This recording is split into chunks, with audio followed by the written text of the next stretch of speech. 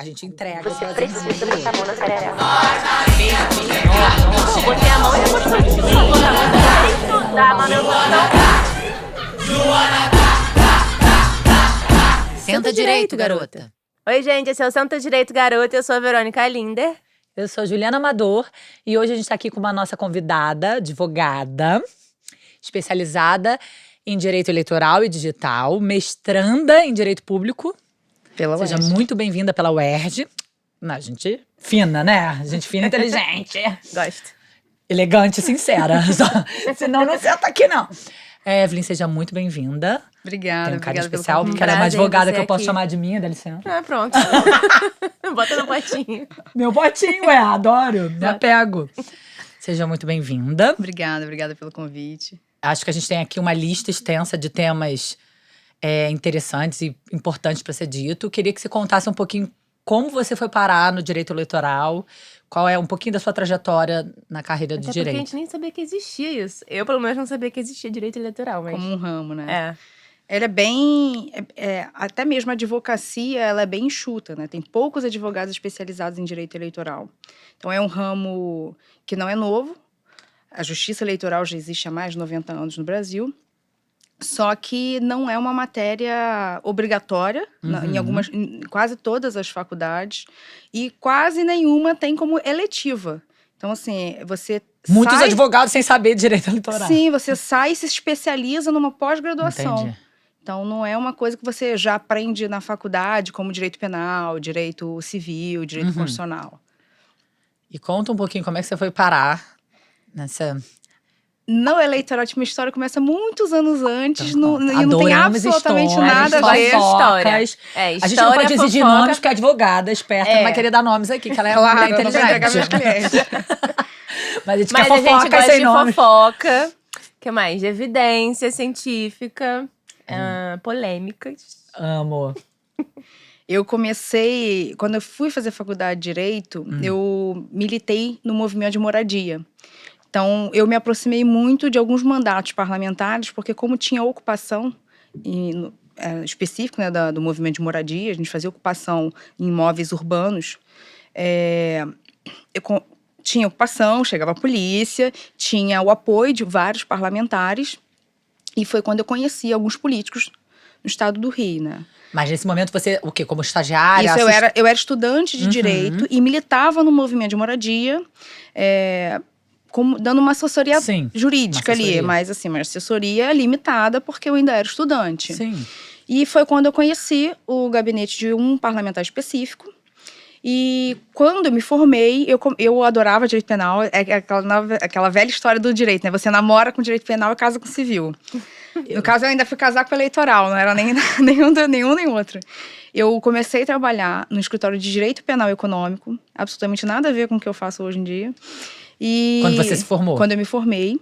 E logo em seguida, o chefe de gabinete desse parlamentar me convidou para passar num processo seletivo, né? Fazer uma entrevista, coisa e tal. Apesar de todo mundo já me conhecer. E aí eu fui selecionada e comecei a trabalhar. Eu trabalho com esse parlamentar há 11 anos. Então, há 11 anos eu já atuo com direito legislativo, que é da assessoria parlamentar. Assessoria jurídica voltada para o processo legislativo, né? Mas não dele como pessoa, dele só como político. Isso, na seara política, na vida política. Isso consiste em quê? Elaborar projetos de lei. Projeto de lei é o nome mais comum.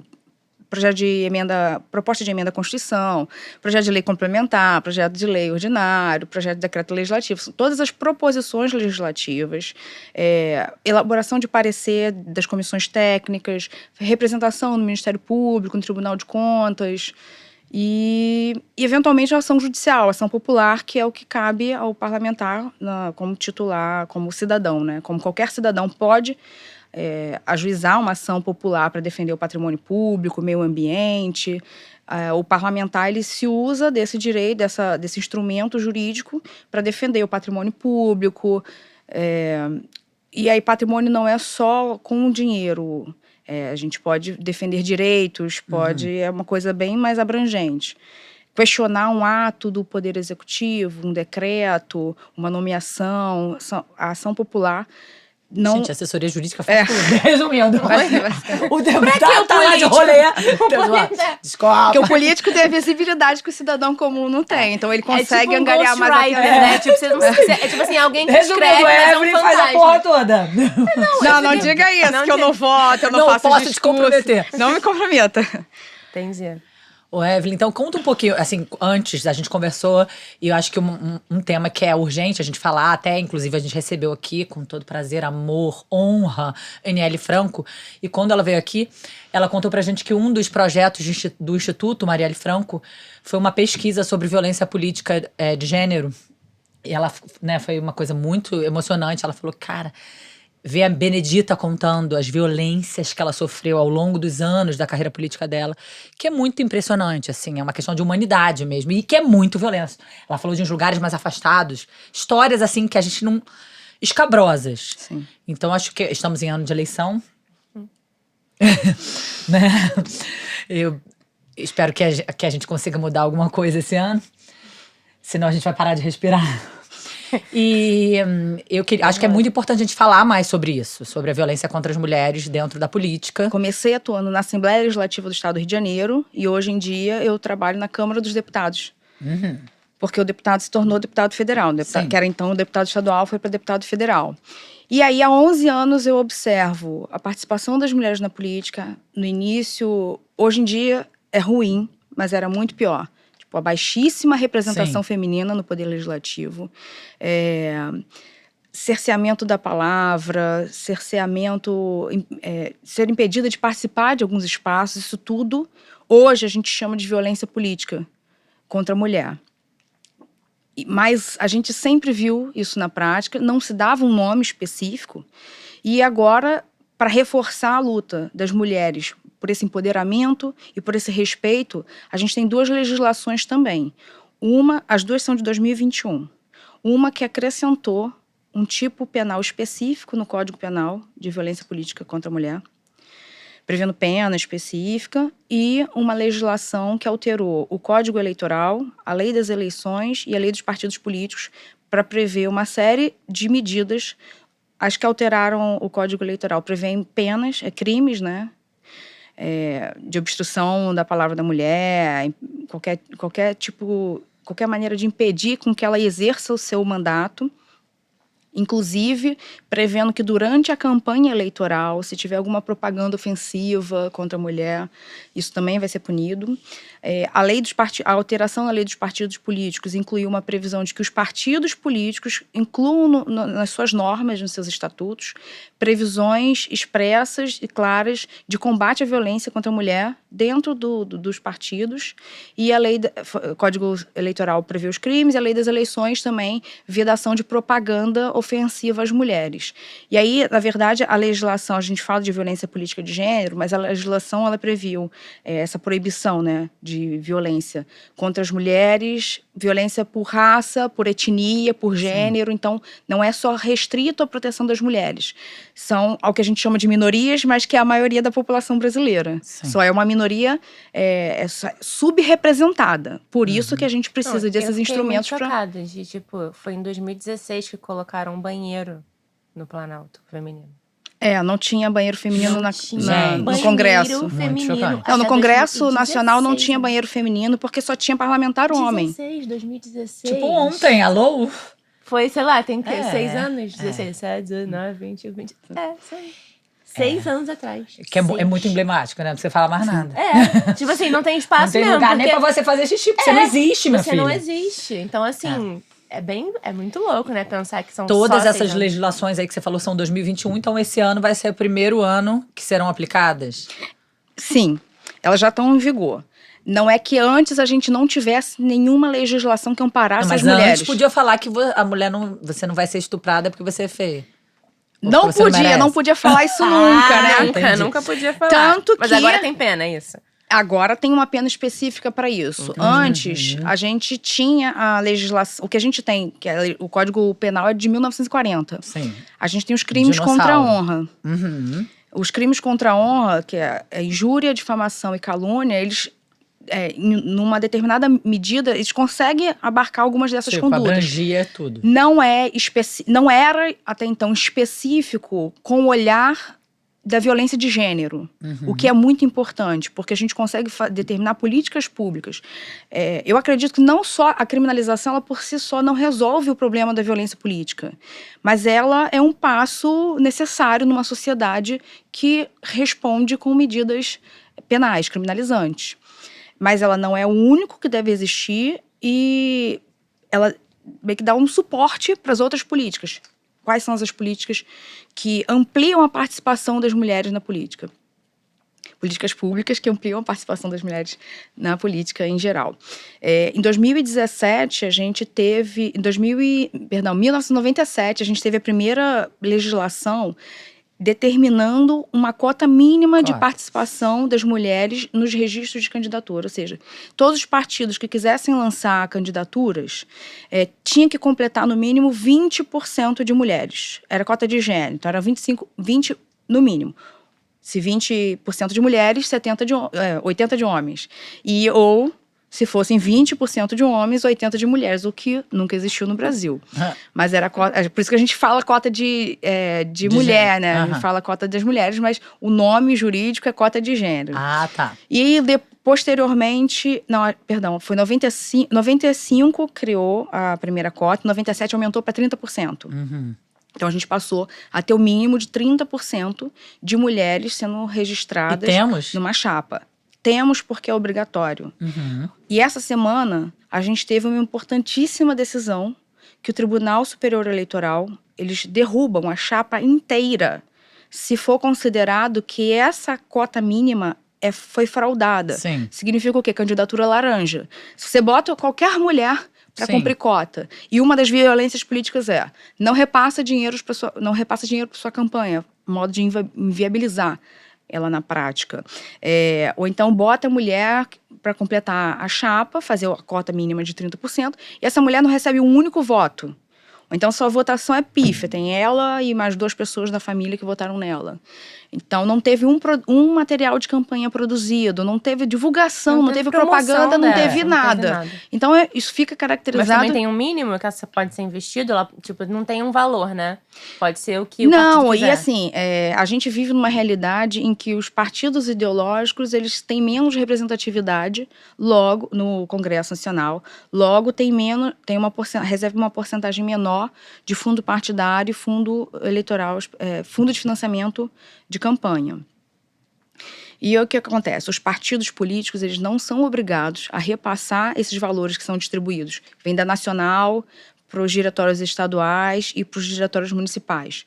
Eles não são obrigados a distribuir o dinheiro igualitariamente entre os candidatos. Eles têm a possibilidade de fazer uma estratégia eleitoral. Tipo, eles têm mais chance de ganhar, então vamos dar mais grana, investir mais grana nisso. Os partidos precisam de representação. E agora com a cláusula de barreira, que é cortar a receita dos partidos, por exemplo, acesso ao fundo partidário, fundo especial de campanha, quanto menos representantes no Congresso Nacional você tem, menor a porcentagem que você tem da divisão desse dinheiro. Então, qual é a estratégia eleitoral? Conseguir eleger o maior número possível de parlamentares, homens e mulheres. E aí não existe uma previsão legal que obrigue o partido olha, você recebeu 100 dinheiros. E aí esses 100 dinheiros tem que ser dividido igualmente. Você tem 100 dinheiros e 100 candidatos, você tem que dar R$1 para cada um. Isso não é verdade. Agora, você tem 100 dinheiros e você tem 30% de 30 candidatas e 70 candidatos. Dos 100 dinheiros, 30 dinheiros tem que ir para as mulheres. Ah, tá. Mesmo que vá para uma só. Mesmo que vá para uma só. Entendi. Aí essa divisão interna faz parte da autonomia partidária. Ele escolhe quem tem mais viabilidade, pode receber uma parcela maior, pode ter gente que não vai receber parcela alguma, tá na esfera da autonomia do partido. Mas que a porcentagem correspondente às candidaturas de mulheres e às candidaturas de pessoas negras agora, que também está em vigor, elas têm que ser repassadas proporcionalmente. Pessoas trans também? As pessoas trans, elas estão enquadradas no gênero homem ou Mulher. mulher. Elas se identificam. Boa.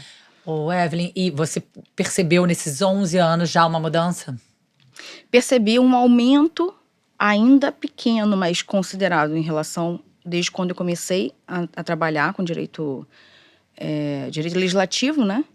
E eu fiz campanha em 2012, fiz em 2014, fiz em 2016, mas fundei meu escritório em 2017, logo depois da campanha de 2016. E desde 2017 eu tenho visto um aumento na participação feminina na política. E, muito lamentavelmente, por ter sido um marco muito doloroso, depois da morte da Marielle, a gente tem visto maior engajamento das mulheres, principalmente as mulheres negras, colocando seus corpos à disposição da política. Então, foi um marco muito triste. A semente florescendo da Marielle. Que acabou movimentando essas mulheres para ocupar esses espaços também, o que é muito importante. Isso não necessariamente significou que todas elas foram eleitas, mas a gente teve, por exemplo, depois da eleição de 2018, mulheres trans sendo eleitas, várias mulheres negras sendo eleitas. Então, assim, a gente tem uma representatividade hoje, considerando no Congresso Nacional, de apenas 15%, de todas as cadeiras, considerando Senado e Câmara dos Deputados, de mulheres. Apenas 15% de todas as senadoras e todas as deputadas federais são mulheres. Mas a gente tem mulher indígena, a gente tem mulher negra, a gente tem mulher trans em algumas assembleias legislativas, em câmaras dos vereadores. No Congresso Nacional, me foge a memória se a gente tem alguma mulher trans. Mas a gente teve um aumento considerável desde 2018 também. E você abriu esse escritório e também, nesse escritório, a sua especialização é digital e eleitoral? Eleitoral e digital. Então você não trabalha mais só na assessoria parlamentar? Eu trabalho também com assessoria parlamentar. Acumulou funções. Acumulo funções. Depois que acaba o serviço de assessoria parlamentar, começa o serviço da advocacia. E nesse seu trabalho como advogada, você pegou alguns casos de violência contra mulheres? Como é que foi isso aí? Violência que política, você pode contar? Já advoguei para... Queremos fofoca, Evelyn. Sei que você é uma mulher séria, mas aqui... Não vou dar nomes. Mas a fofoca constrói a história. Mas a gente tem... por exemplo, advoguei num caso de uma deputada que teve o seu endereço residencial divulgado por um influencer do mal, divulgando o endereço. Olha, você que está insatisfeito com a política feita pela fulana de tal, você vai lá protestar na casa dela que o endereço dela é esse aqui. E aí ela começou a se sentir, óbvio, né? Ameaçada por não saber, ter se sentido mais exposta. Isso foi depois de 2018, depois da morte da Marielle. Então, assim, as pessoas não sabem. Tipo, a Marielle não tinha recebido, a Aniele já tinha falado isso, ela não recebeu nenhuma ameaça antes. Chocante. Ela falou isso aqui então, mesmo. Assim, as pessoas não sabiam mais se alguma coisa ruim podia acontecer ou não. Ter seu endereço residencial divulgado nas redes sociais, sabe-se lá Deus quem está tendo acesso a isso, sabe-se lá Deus quem vai resolver pegar aquele endereço e falar, vou fazer alguma coisa. Ainda que fosse um constrangimento de parar na porta da pessoa e falar, olha, não gostei de que você fez isso. E tacar um ovo. Não. Mas tacar um ovo, eu já considero uma violência física, né? Porque você comete uma agressão física contra uma outra pessoa. Fora violência psicológica, que é você deixar vulnerável essa mulher, deixando ela sujeita a uma violência verbal. Ela tinha xingamento. filhos? Não. Boa. Essa não. Aí eu tenho outra que tem filho. Tá. A gente quer saber todas as fofocas. E aí eu consegui identificar o usuário que divulgou e a gente processou depois ele por danos morais. E você removeu a publicação. Essa questão do direito no mundo digital, você também tá dando uma evoluída, melhorando um pouco. Porque tinha aquela coisa que, né, que a Verônica até falou. Internet é terra de ninguém. Não acho que a coisa tá melhorando. Não, eu falei isso não. Eu falei que internet não é terra. Não é terra de ninguém. As e a gente pessoas acham que não que internet é isso. As pessoas acham que internet é terra de ninguém. E as pessoas, principalmente se no cenário, nesse debate que a gente está fazendo hoje de violência política contra a mulher, as pessoas, elas se escondem atrás das redes sociais para ofender as outras. E isso não precisa nem ser no campo político, né? Qualquer covarde que não tem coragem de debater ideias, ele xinga, ele tem um discurso de ódio e vai se esconder atrás de um equipamento periférico, seja celular, seja computador, seja qual instrumento que ele use. Diferente quando a gente consegue identificar essas pessoas e chega na pessoa física e vai lá confrontar. Por que você xingou? Por que você ameaçou? Na maioria das vezes, as pessoas recuam, porque elas não esperam que elas serão identificadas. Sim. Por mais que tenha um perfil, fulano de tal, né, que corresponda ao exato nome do fulano de tal. Só que as pessoas não, pode ser até tipo Evelyn Mello. Sim. Eu tenho meu perfil, Evelyn Mello. Se eu fosse desrespeitosa com alguém e quisesse xingar, se eu não soubesse dialogar e quisesse ofender alguém, e eu não conhecesse o direito, claro, não fosse advogada, muitas das pessoas acham que eu posso usar o meu perfil Evelyn Mello, entrar na página da Juliana, da Verônica e falar: vocês são isso, aquilo e aquilo outro, não sei o quê, e uma série de ofensas. E achar que porque eu fiz isso pela internet… Através de uma rede. Não vou ser identificada. Pelo contrário, as pessoas podem ser identificadas, podem ser responsabilizadas, inclusive, podem ser obrigadas a pagar uma indenização por essas ofensas. Se essas ofensas… É isso, por ser ofensa, a gente já pode caracterizar um crime contra a honra, por exemplo. As pessoas podem ser responsabilizadas penalmente. Dependendo da quantidade de vezes que faz o xingamento, da reiteração das condutas, elas, inclusive, podem chegar ao ponto de serem presas. Então, fazer ameaça, xingar e efetivamente acabar organizando algum crime. Você pode ter uma gradação de condutas criminosas que você faz pela internet, que você pode ser identificado e responsabilizado, sim. E isso não é difícil de fazer. Então, se você está pensando em xingar alguém, não faça. Segura a sua onda. Segura a sua onda, principalmente as mulheres, que foram as minhas clientes, eu vou atrás até achar. Maravilhosa, isso aí. Ô, Evelyn, então conta. Aí você começou a ficar… Nesse seu escritório, você pega muitos casos de violência política contra a mulher?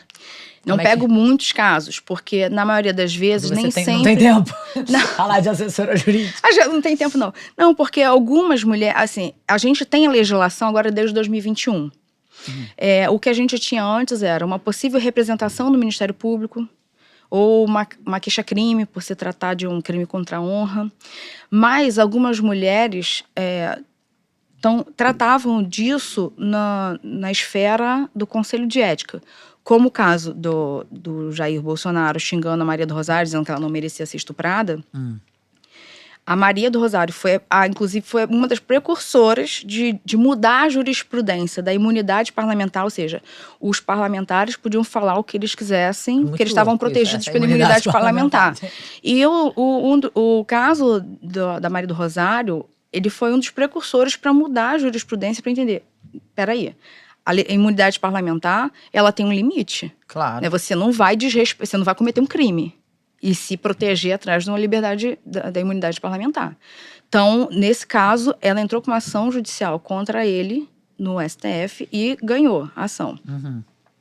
Outros casos parlamentares, quando um parlamentar xingando, ofendendo uma mulher, cerceando o exercício do direito dela dentro do parlamento, cortando o microfone, impedindo que ela participe de comissão, impedindo a entrada em algum lugar. Geralmente, as mulheres faziam representação no Conselho de Ética, para que tivesse alguma punição interna dentro do parlamento. Significa que podia ter uma advertência, podia ter uma suspensão do mandato por até 6 meses e a consequência mais grave seria a cassação do mandato.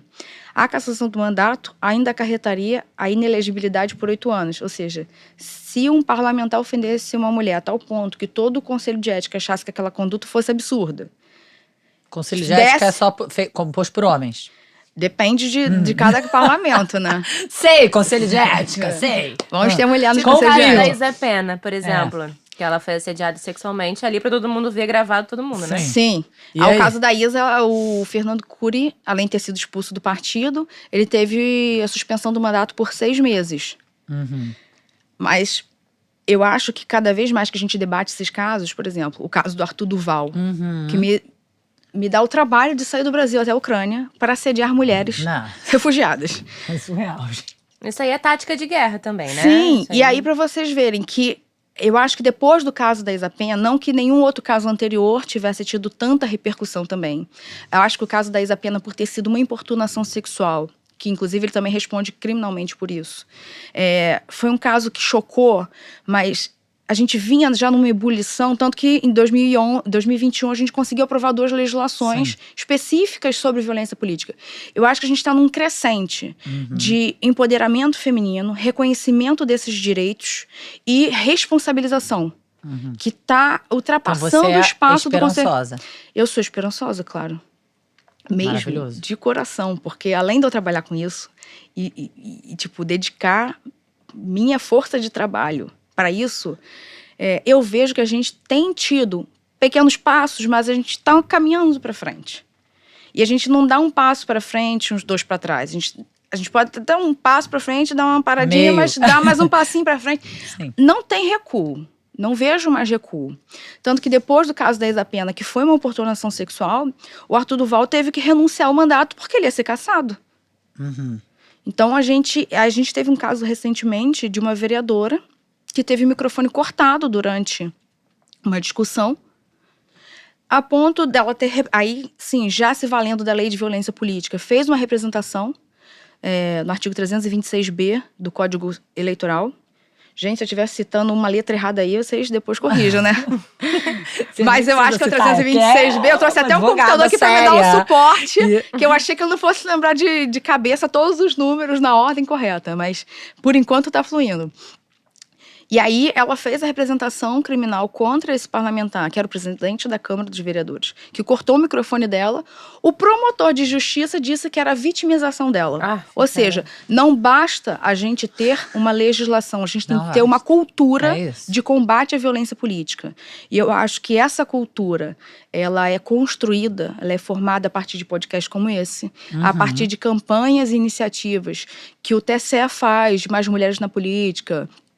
A Secretaria das Mulheres na Câmara dos Vereadores também tem uma importante campanha de combate à violência contra a mulher, violência política de gênero, né? Inclusive disponibiliza um telefone, que agora eu não vou saber também de cabeça, mas disponibiliza a gente bota o telefone, um telefone para denúncia mesmo de qualquer parlamentar, qualquer candidata que se sentir violentada, ela denuncie. Anonimamente também.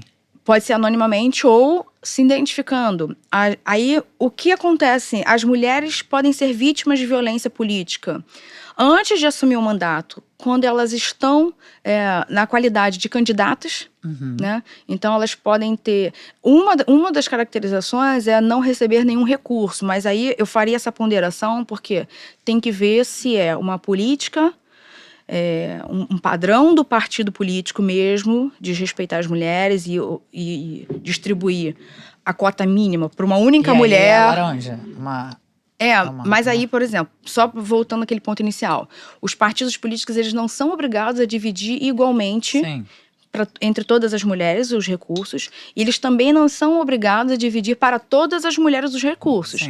Eles podem assim, olha, a Juliana e a Verônica, elas são as pessoas desse partido que eu acho que tem mais visibilidade e mais chance de serem eleitas. Tem 10 mulheres que vão compor essa chapa, mas 2 têm muita chance de ser eleita. Quero fazer mais material para ela, quero dar chance delas serem mais conhecidas e conseguirem ser eleitas sim. Então, distribui esse dinheiro para vocês. Não é que significa que isso é uma violência política necessariamente para as outras mulheres, né? Até porque elas... tem ainda divisão do tempo de propaganda, né, na TV e no rádio, que tem que ter a mesma porcentagem para as mulheres. E tem uma outra iniciativa também, na verdade foi uma consulta, é um instrumento que a gente usa no direito, fazer consultas para o Tribunal Superior Eleitoral, fazendo perguntas em tese. Mas a gente quem? A gente, candidatas. A gente candidata. Não, perdão, parlamentares ou partidos políticos. Já achei eu que eu ia lá ficar fazendo pergunta. Vamos perguntar umas coisas aí. A Lídice... Tem uma dúvida. Sem dúvida. Até você pode me dar um minuto do seu tempo para eu fazer uma pergunta? Rapidinho. A gente teve 2 consultas importantes. Uma da Lídice da Mata e uma da Benedita da Silva. Inclusive, a da Benedita da Silva foi a que ampliou o entendimento que tanto o fundo público, né, seja o fundo especial de campanha ou o fundo partidário, quanto o tempo de TV, de propaganda na TV e no rádio, para as candidaturas negras também deveriam ter a mesma porcentagem, Benedita fez muita coisa, né? Fez. Benedita, A Benedita, olha, ama e Benedita odeia. podia vir aqui falar. A Vem, Benedita foi a primeira Benedita. senadora Sim. mulher negra, foi a primeira ela é governadora mulher negra. E eu não tenho certeza se ela foi a primeira deputada federal mulher negra. Mas primeira senadora, primeira governadora mulher negra, eu tenho certeza que ela foi. Então, assim, ela foi uma precursora da participação feminina na política. Sim. A gente pode concordar ou discordar Sim. da política Fazer que ela críticas faz. à Pode fazer política, crítica, pode concordar, Mas ou enfim. Mas que a figura dela é a figura dela é importantíssima no parlamento. Sim. Porque as pessoas precisam, as mulheres negras precisam se ver representadas lá. Inclusive para terem vontade de ocupar aquele espaço. Sim. E aí- Eu acho que depois da Benedita só veio essa, né? Aí veio Marielle e essa leva aí toda que veio, né, Que compõe inspirada, hoje em dia. que compõe. Mas realmente, eu lembro, assim, na época dos meus pais, que eu ainda nem votava, da figura dela, assim, da Benedita. Eu acho que ela é uma grande revolucionária. Sim. Que abriu muitos caminhos. Abriu. E assim, eu conheço pessoas que fazem campanha com ela, que elas falam assim, ela é uma mulher popular, ela é uma mulher do povo, então o povo consegue se ver representado nela. Por isso que eu acho muito importante a gente ter representantes, e aí eu não vou nem só dizer assim, uma questão de classe, como a gente agora está debatendo uma questão de gênero. A população brasileira, se a gente olhar o Congresso Nacional especificamente, como exemplo, né, tirando as assembleias legislativas, Câmara dos Vereadores, a população brasileira Não não se é vê. a maioria de homem branco velho. A gente não se vê que é mulher branca, Que né? se você olhar para o intelectual- parlamento, hoje, é só homem velho. Homem branco. velho branco. E branco. Então, assim, como a gente pensa em políticas públicas para as mulheres, olha que dificuldade. Só em 2021 a gente aprovou uma legislação sobre violência política contra a mulher. Não existia violência política antes? Claro que existia, mas era o que está TPM, né? Isso é mimimi, é. é vitimismo. É. Essa Ah lá, vitimização. inventou de vir aqui, agora não aguenta um peido. Sábado Era tem assim. que deixar o filho, tem que trazer o filho Ah, junto. não aguenta um xingamento, É. não aguenta uma humilhação, Ué. como se o parlamento fosse Sim. para ser um espaço só de opressão, né? Não Sim, fosse um sim. espaço de debate de ideias e formulação de políticas e direitos. Mas aí as mulheres têm que submeter a isso. Outro tipo de violência, por exemplo, a participação das mulheres mães, as deputadas mães. Isso, fala um pouquinho, porque a gente gosta A desse Câmara tema. dos Deputados, por exemplo, não tem licença maternidade. Cara, isso é muito Não, é. chocante. Mas Dá falta, né? Da falta. Da Da falta. falta. Agora Então não você- dá mais falta, agora coloca licença maternidade pelo menos escrito, não sei se No estão... painel. No painel. Mas É. assim, Mas, né, lembra que vazou oficialmente, agora? oficialmente Vazou, não foi tem isso? licença maternidade. Gente, Até é a bem deputada chocante. Thalíria Petroni que fez um projeto de resolução para alterar o regimento interno da Câmara dos Deputados para que elas tenham a mesma licença Pra nenhum cargo maternidade. eletivo tem licença maternidade? Porque acho que passou em algum lugar, alguma prefeita, não teve isso só, também? se tiver em algum município especificamente, me falta o conhecimento, me Não, foge o ela conhecimento. não teve. Ela Não, teve que sim, levar o bebê. Mas, ela- Sim, mas todas assim, elas levam. se alguma casa legislativa tiver essa previsão, eu não. Pois é, especificamente, não se já tiver, conhecemos. eu desconheço. Mas que eu conheço, na Câmara dos Deputados não tem. Prefeita mulher? Pra que vai ter licença maternidade? Pra que tem mulher na prefeitura, né? Quem que mandou? não- quem Tá mandou, fazendo né? o quê aí? Vai ser mãe? Vai pra estar quê, em né? casa, parindo, amamentando. E aí, outra coisa que a gente vê, assim, uma forma de violência política. As sessões entram madrugada dentro e a mãe que tem que amamentar a criança. Inclusive, assim, tirando o fato das sessões que entram madrugada dentro, nem a própria população acompanha. Então, Sim. se falta um pouco de transparência com Falta. o povo. Na calada da noite as tirando coisas este acontecem. fato, Aham. e as mães e as mulheres que não só as parlamentares, não só as que têm filho pequeno, mas que têm família ou filhos já, Não, e é crianças óbvio, ou adolescentes. Porque pra esse homem branco tá aí na calada da noite, Pro legislando deputado homem contra a tá gente, lá, tem uma mulher cuidando em casa do filho cuidando, dele. né?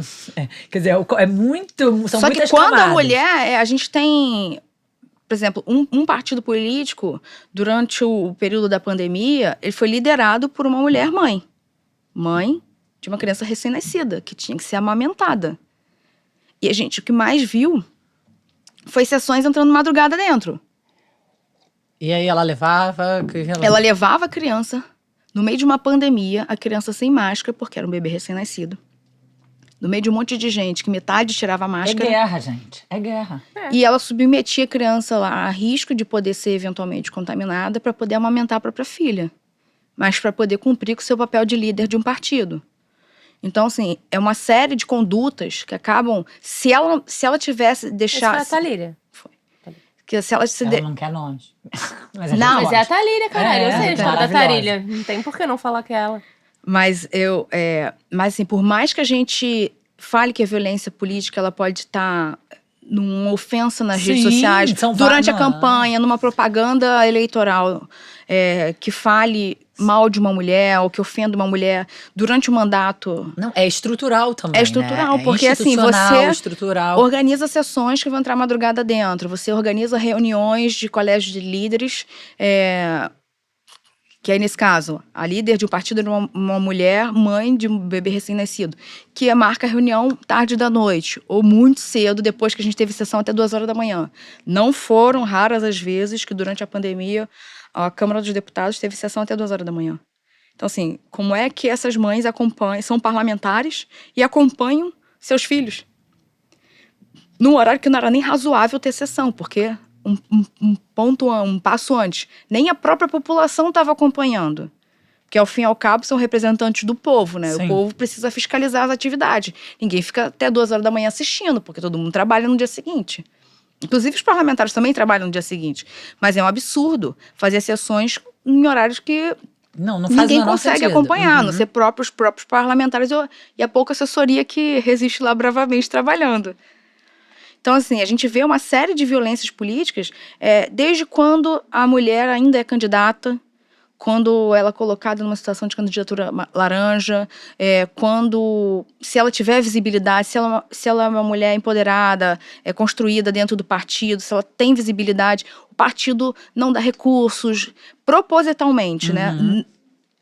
Invisibiliza essa mulher, não deixa ela participar da propaganda. Se durante o mandato a mulher é ofendida, ela é impedida de participar de comissões, se ela tem, inclusive, assediada sexualmente dentro Sim. do plenário pelos seus colegas parlamentares, se ela tem o microfone cortado. Se ela não é nomeada para alguma comissão, quando ela poderia ser nomeada para alguma comissão. Então, a gente tem uma série de violências que está ali no cotidiano. E aí a gente pergunta, é fácil ser mulher candidata? É fácil ser uma mulher parlamentar? É fácil ser uma mulher política? Não é. Não, é quase impossível. Porque, assim, é um mundo extremamente hostil guerra. e a gente não tá falando assim, porque as mulheres são fracas. Gente, Não, quem é parir, guerra. eu não pari, mas vocês podem me falar, né? Tipo, Eu parir também não parei. é uma mas- coisa Não, eu pari. Eu sou fraca, forte, não é. mas assim... Amamentar é uma coisa... Então, assim, cuidar da vida, da educação, construir o caráter de um outro ser humano, nada disso. Coordenar uma casa, gerir uma casa, são uma série de ações que não é medida só pela força física. Porque as pessoas cuidado, né? é justamente isso. As pessoas acham que a força, a resistência é medida pela força física. Não vou nem falar das mulheres que são fisicamente, inclusive, mais fortes que vários homens Sim. frangotes aí. Então, assim, não é essa a métrica. Adorei os frangotes. Então, Fiquei não é... imaginando vários frangotinhos ali na câmara. muito provavelmente são os que ficam só atrás da internet Sim. xingando os outros, porque também não tem coragem Sim. de falar na cara de uma pessoa, de ofender, xingar, ameaçar. Muito disso, as ameaças são feitas por pessoas que sequer têm coragem de falar frente a frente Sim. com a pessoa ameaçada, né? Então, assim, a gente vive um cenário que é muito hostil. Muito hostil. A gente precisa de políticas públicas que incentivem Não, a eu participação acho das que mulheres. O que eles querem é que a gente desista o tempo inteiro. Sim. Entendeu? Isso é fato. E aí eu estava falando das 2 consultas que foram feitas tanto pela Lídice da Mata quanto da isso. Benedita. Olha Da que Benedita, pessoa que retoma os assuntos. lembrei agora. A da Benedita foi sobre a questão das candidaturas negras. E aí, negras não com corte de gênero, só com corte Sim, de raça. E da Lídice da Mata foi muito importante porque ela fez a consulta sobre a participação mínima das mulheres nos órgãos de direção partidário. E por que isso... Aí o tribunal Superior Eleitoral respondeu positivamente que os partidos políticos deveriam cumprir uma cota mínima de 30% das mulheres nas direções partidárias. E por que é importante a gente também virar para os partidos políticos e dizer, se vocês já são obrigados a lançar uma chapa, né, com uma candidatura de no mínimo 30% de mulheres, por que a direção partidária, que é onde as decisões são tomadas, inclusive é a direção partidária quem decide, né, num dos partidos, a gente tem várias espécies de partido. Tem os partidos que deliberam tudo com todos os filiados, tem partidos que a direção partidária decide sozinha. Pegando o exemplo dos partidos que a direção partidária decide tudo sozinha, sem consultar sua base. Então, assim, se a gente só tem homens, eles podem ter pouco ou nenhum cuidado com nenhuma das mulheres que estão ali. Vale a pena construir figuras públicas dentro dos partidos, figuras públicas femininas dentro dos partidos, porque tem disputa interna para a construção das figuras públicas representantes desse partido. Então, se a gente não tem mulheres na direção partidária olhando para isso, falando assim, é preciso que mais mulheres ocupem os setoriais, as direções municipais, as direções estaduais, as direções nacionais. Então, assim, até a divisão de recursos, divisão de tempo de TV é decidido pela direção partidária. Então, por que a gente tem um espaço que decide sobre as mulheres, mas não tem mulheres? Sim. Isso Inclusive o conselho de ética, aquilo que eu te falei. Sem ser mãe. Sendo homem. Não, sem ser mãe dá, mas... Inclusive aquilo que você falou, conselho de ética, eu falei, tem mulheres no conselho de ética, é isso. Porque não dá pra gente botar as decisões da vida de mulheres na mão de homens, senão a gente vai ficar... A gente tem... Porque quem decide essas regras são interna corporis de cada casa legislativa. E elas são regulamentadas através das resoluções. Regimento interno e resoluções internas. A princípio, funcionamento parlamentar, que é o nome que a gente dá para essa estrutura, ela é organizada pela divisão dos partidos. Então, assim, os partidos têm assentos nas comissões. Então, é a mesma lógica da divisão de fundo público, né, para os partidos. Fundo eleitoral, fundo de financiamento e o fundo partidário. Quanto mais representatividade, maior cota. Aí, a maior grana, nesse caso. Sim. E na divisão das cadeiras internas das comissões, quanto maior a bancada de um determinado partido, mais cadeiras ele tem nas comissões. Sim. E aí, os partidos indicam as pessoas. O que tem vários projetos de resolução para alterar essas regras é que, ao indicar essas pessoas, tenham uma porcentagem, seja observada uma porcentagem mínima de mulheres. Porque alguns partidos, por exemplo, só tem um assento. Então, assim, supondo, né, uma comissão que tenha 10 pessoas, dessas 10 cadeiras para cada partido, um partido grande tem 2 cadeiras e as outras 8 cadeiras são uma por partido. Se cada um quiser indicar uma única pessoa, ele não tem como dividir um parlamentar no meio. Então, não tem como, assim, metade de um homem e metade de uma mulher para cumprir uma cota. O ideal seria que os partidos tivessem essa noção de indicar pelo menos uma porcentagem de mulheres. Mas aí fica difícil, né? Você não tem como dividir, como a gente não pode ter cota para presidente, que só tem uma cadeira de presidente. Então, eu acho que... Mas por isso que é importante que a gente tenha as direções partidárias com mulheres também. Sim, para tomar as decisões. Porque essas decisões, além de serem tomadas pela liderança dos partidos, elas também podem ser orientadas pelos presidentes. E ela conseguiu essa mudança, a Lídice da Mata? Não. A Lídice da Mata fez a consulta para o TSE, que respondeu que os cargos de direções deveriam ser ocupados por no mínimo 30% de mulheres. Então foi essa é uma orientação, foi favorável. Legal, hein? É uma boa mudança. Que agora vai ser implementado na prática, né? Sim. Conforme for... E como é que tá esse ano? O que você conta pra gente? A gente tem uma expectativa, da aprovação do projeto de lei lá de responsabilidade e transparência na internet, que já está há uns 2 anos tramitando na Câmara dos Deputados e no Senado Federal. Que é o quê? Fake news? É o famoso PL das fake news. E a gente tem uma expectativa, assim, ele não resolve problemas, né? Como em outros países da Europa, por exemplo, que a gente tenta importar o modelo, eles também não têm uma bala de prata para resolver esse problema da desinformação no contexto eleitoral. Esse PL ele não é especificamente sobre o processo eleitoral, né? É sobre a internet como um todo. Como um todo, sim. Mas tem algumas limitações ou restrições, ou pelo menos algumas garantias de novos direitos ou limitações, regulamentações para os usuários e novos direitos, novos instrumentos jurídicos para as vítimas, né? De uma Tipo, possível invento desinformação. que você fez alguma coisa. Ah, essa candidata fez alguma coisa no passado, isso? Não, tipo, ofender uma candidata, ela já está incorporada na legislação eleitoral e agora com corte de gênero, com a lei da violência política de gênero. Então, Não, isso mas já não tem. ofender. Dizer que ela cometeu alguma coisa. Uma falsa. Então, isso faz parte da propaganda eleitoral enganosa. Tá. Negativa, né? Isso já tem. A gente já Ah, tinha isso uma já tem, previsão. isso não é no fake news. A gente já tinha uma previsão dessa proibição da propaganda negativa, enganosa, pela legislação eleitoral. Recentemente, desde 2021, a gente tem agora com um corte específico de gênero.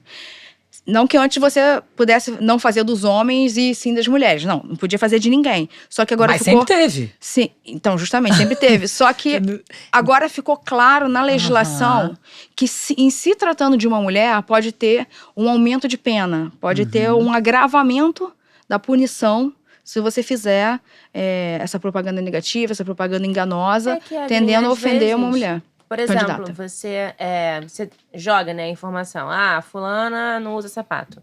E aí, quando você vai fazer uma retratação e tal, não vai Não tem o mesmo chegar nas alcance. mesmas pessoas Sim, que chegaram, É né? verdade. Então, assim, a punição, ela acaba que, tipo assim, acaba valendo a pena pagar a Aham. punição, né, do que você não fazer A retratação.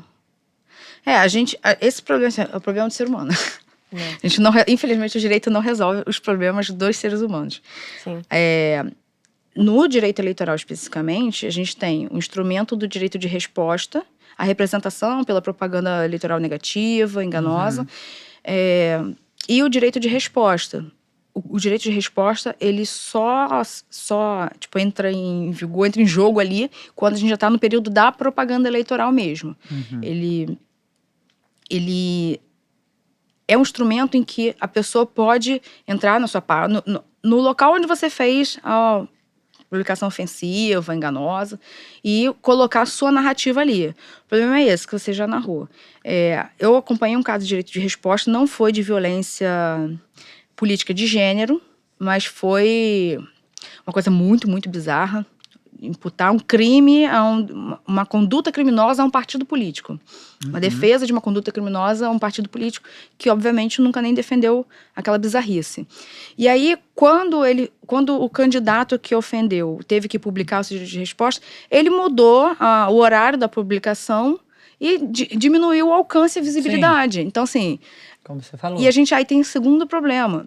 Levar isso para a justiça eleitoral e mostrar esses mecanismos para os juízes que, na maioria das vezes, Nem usam. nem tem redes sociais. Aí a gente entra no debate do direito digital, né? Nem mais do eleitoral. Tipo, o alcance, eles manipulam a publicação de forma a não dar o alcance da sentença, não cumprir integralmente a sentença. Usa uma palavra que não pode, usa um símbolo que não pode, posta em um horário mais baixo de engajamento. Várias coisas São que podem ser estratégias feitas, que são muito novas e que provavelmente essa galera aí que julga e que avalia não Nem sabe. faz Não, sentido, não porque nem conhece, a gente sabe a gente- mesmo como funciona. Tipo, o cidadão comum mesmo já não sabe disso. Sim. O usuário comum da internet, das Não redes sociais, já não sabe, sabe. E aí, quem não usa, sabe menos ainda. Eu lembro, assim, que a gente, em 2016, foi quando a gente começou a observar que o fenômeno da desinformação na internet, desinformação na propaganda eleitoral, com o uso da internet, começou a surgir e a ganhar corpo. Não é que a desinformação também não existisse no Sim. processo eleitoral. Porque ela existe desde que o mundo é mundo, né? A gente Mas passou democratizaram a desinformação. democratizaram Olha que chegamos ao ponto ponto. de democratizar a prática ilícita. Então, mas o tiozinho do Zap. O tiozinho do Zap. Mandando... E aí a gente enfrentou um problema no judiciário que foi o seguinte: a gente pegava uma publicação ofensiva. Olha, excelência, senhor juiz, aqui, ó, essa aqui é uma publicação ofensiva, o endereço é esse aqui, o URL é o link da publicação. Ah, realmente ofensiva, determina a sua retirada. Aí outra pessoa vinha e publicava o mesmo conteúdo, replicava um meme, replicava. Excelência, aqui, ó, publicou. Não, mas eu já dei ordem para retirar esse conteúdo. Não, mas isso aqui é outra URL. Não, mas eu já dei ordem para retirar esse conteúdo. Tipo, então a gente tinha dificuldade Sim. naquela época, tá um pouquinho melhor agora, dos próprios magistrados entenderem que, tipo, o conteúdo era compartilhado em diversas páginas. Que mesmo que um único usuário já tivesse a ordem para retirada daquele conteúdo, vários outros, milhares de outros, milhões de outros também já tinham compartilhado. Então a gente acabou.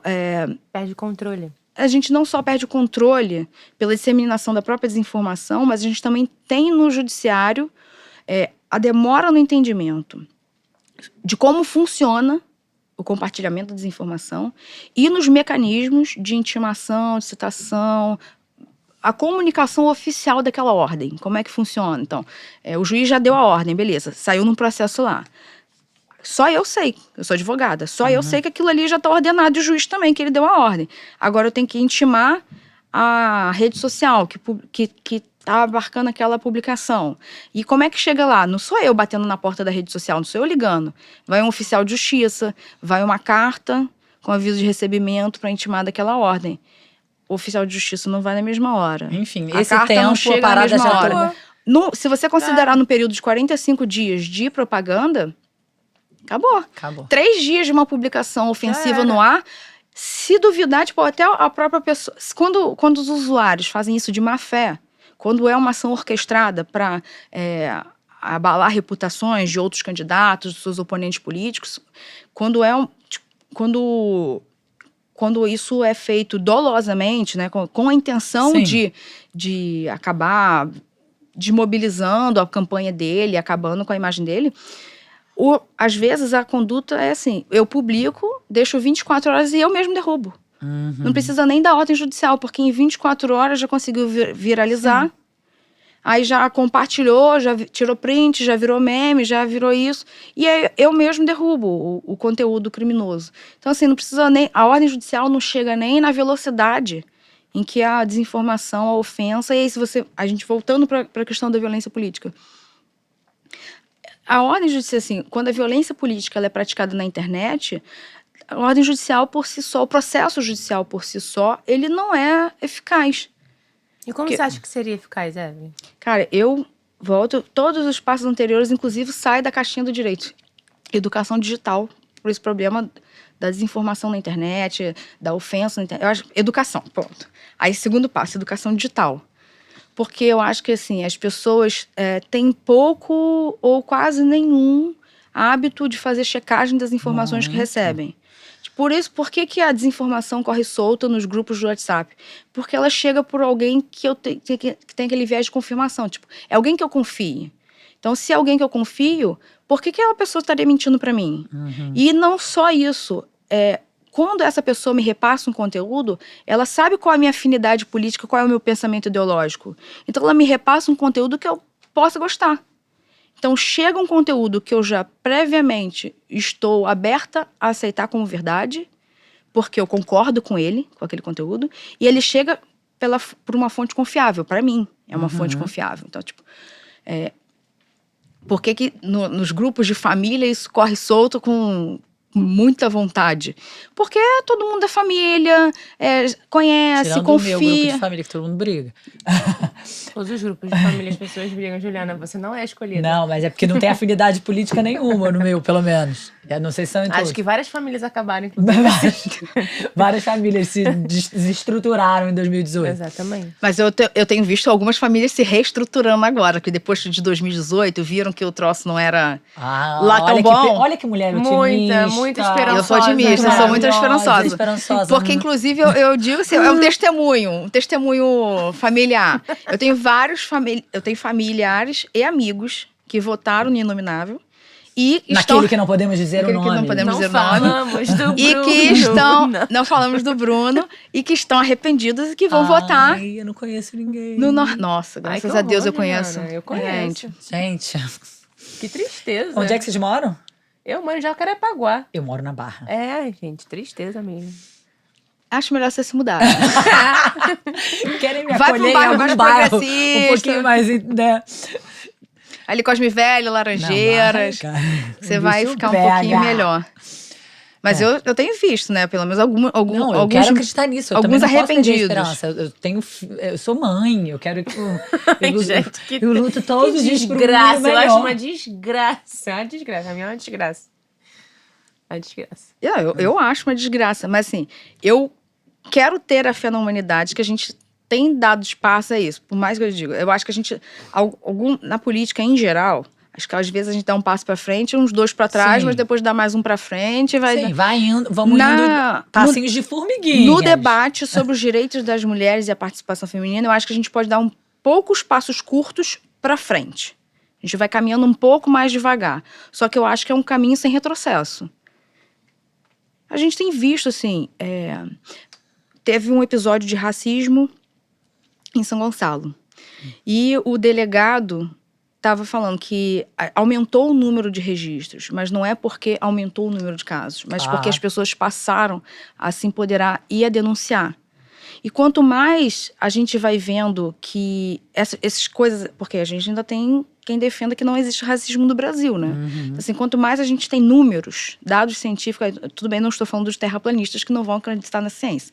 Vamos dizer que os dados são manipulados. A gente vai debater com quem acredita acredita em dados nem científicos. Uma mulher morrendo. É exceção, Juliana. É exceção. Nossas amigas antifeministas. Exceção, Mentira. Minhas amigas não. Eu não tenho esse tipo de Essa amizade. amiga não. Eu não ando com esse tipo de gente. Obrigada, gente. Não quero esse tipo de gente perto de mim. Mas eu acho que a gente dá passos para frente em questões que não tem mais retrocesso. Os direitos da população indígena, os direitos das mulheres, os direitos da população negra. Mas é que o que está escrito geralmente não é. Sim, feito, né? mas assim, eu tinha um professor que ele faleceu, que ele me deu uma das melhores lições do direito. Uma das primeiras formas de você desmobilizar movimentos populares, movimentos sociais, é dando direito na lei. Porque agora, olha, eu tenho aqui um papel que diz que eu tenho direito. E não instituindo nenhuma política pública que execute esse direito, que viabilize, que dê instrumentos para ele ser realizado. Então, a gente não luta só para ter uma legislação, mas a gente luta para ter várias políticas públicas que deem o respaldo para essa execução, né? E aí, esses direitos também não são só realizados a partir dessa positivação, né? Da instituição. Sim, não basta estar escrito. Que a gente tem que continuar tem que denunciar. mobilizar. Não, e assim, não só denunciar quando tem uma violação, mas a gente tem que continuar mobilizado para a realização desse direito. E aí não é só eleger representantes públicos, parlamentares, chefes do executivo que têm essa intenção, já essa predisposição a executar essas políticas. A gente tem que continuar cobrando. Não foi, assim, se a gente considerasse que a gente tem a lei e a gente tem um político que tem a predisposição, a gente não teria tido nenhuma manifestação pública ou social na época do governo do Lula e da Dilma. Era um governo de esquerda, muito mais propensos à realização de direitos sociais. E, no entanto, a gente teve. Porque não é só um político propenso à realização desses direitos que já estão positivados em lei. É a vontade, é o exercício final desse direito, a efetivação dessas políticas. E a efetivação dessas políticas, elas são feitas pela... A pressão da população. Pressão popular. Então, Se organizar, né? eu acho que se organizar, manifestar, Sim, e aí não é manifestar só nas redes uma boa forma da sociais. gente terminar esse programa. Qual é a sua dica de ouro? Ai, eu não tenho dica de ouro, pelo amor de Deus.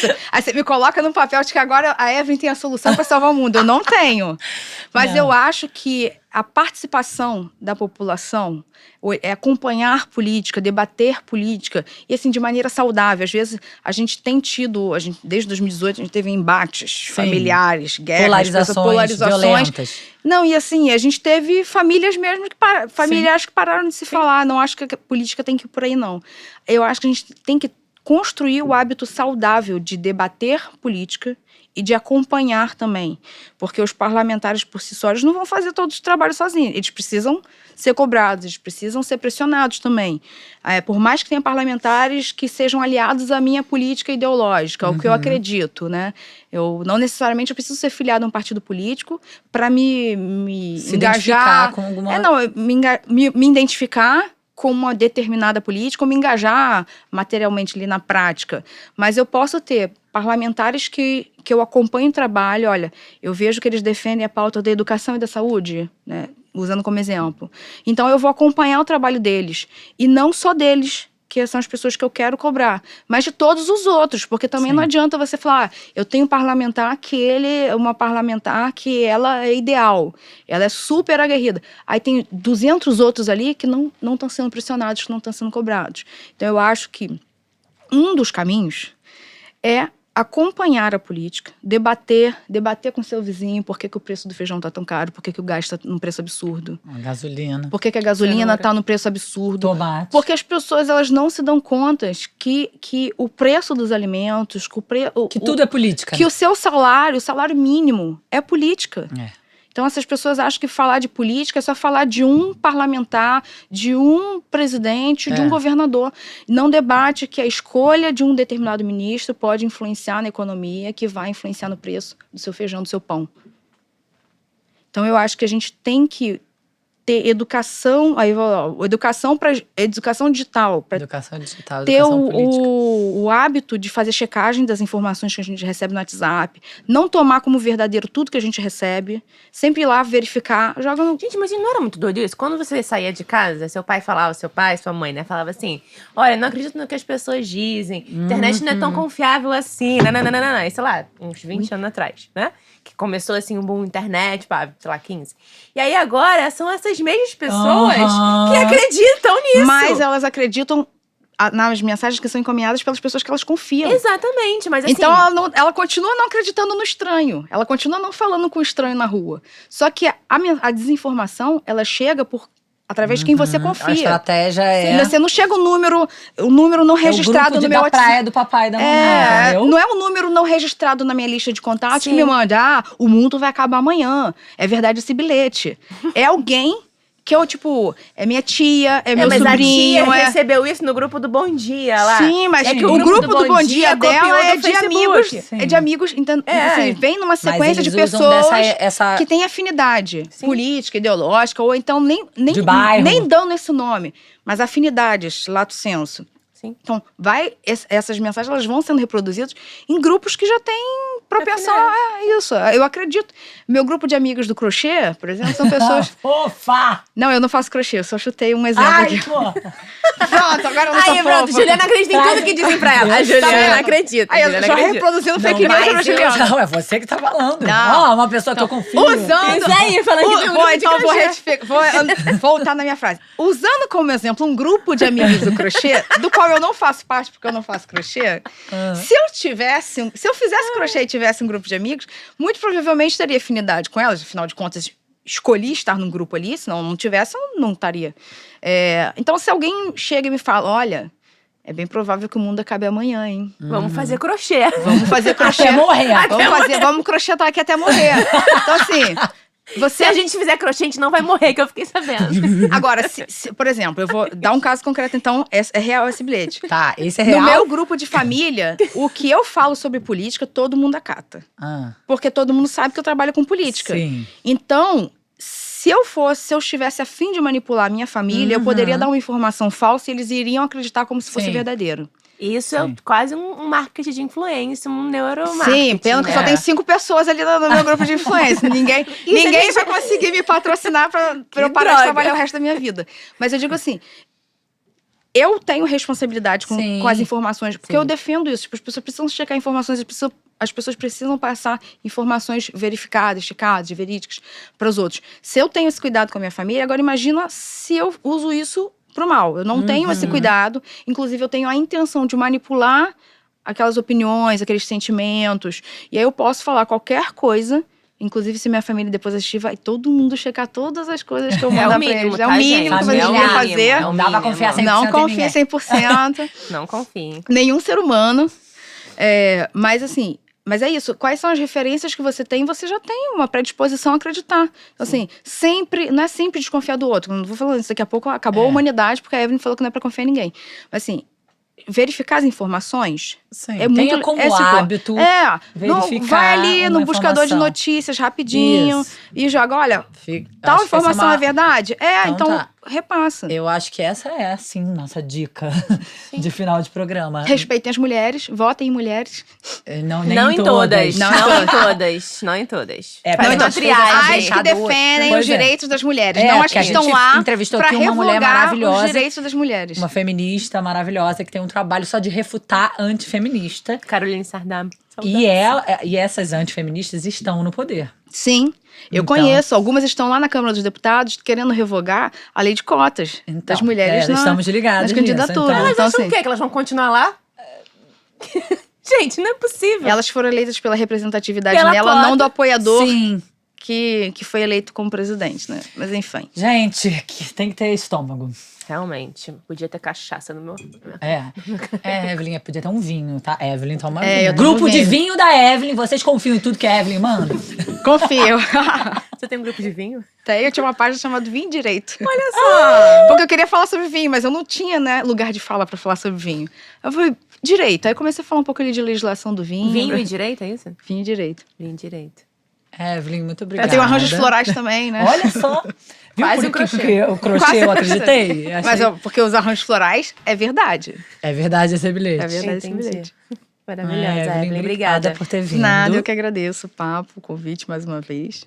Muito Querendo obrigada conversar pelo sobre seu outros temas do trabalho. direito também, vamos aqui. A que eu gente falo vai com fazer uns empolgação. negócios aí, Evelyn, porque, né? Muito obrigado pelo seu trabalho. Acabou que eu nem usei o computador, né? Trouxe É, pra cá viu? minha bengala. Ela não confia no poder dela. Tenso. Socialização feminina. Muito obrigada pelo seu trabalho corajoso, por estar aí na frente, lutando pelos nossos direitos. Estamos juntas. Estamos juntos. Qualquer briga a gente chama. Eu te ligo. Por favor, não ofenda ninguém na internet, porque a gente vai trabalhar mais, mas direito à crítica Sim. é super defensável. Direito à crítica. Direito à vai. crítica. Eu amo direito à crítica. Gente, obrigada. Obrigada. A gente só tá querendo criticar. Eu tô querendo Beijo, só ficar obrigada. de boas, eu nem tô querendo criticar muito. Obrigada.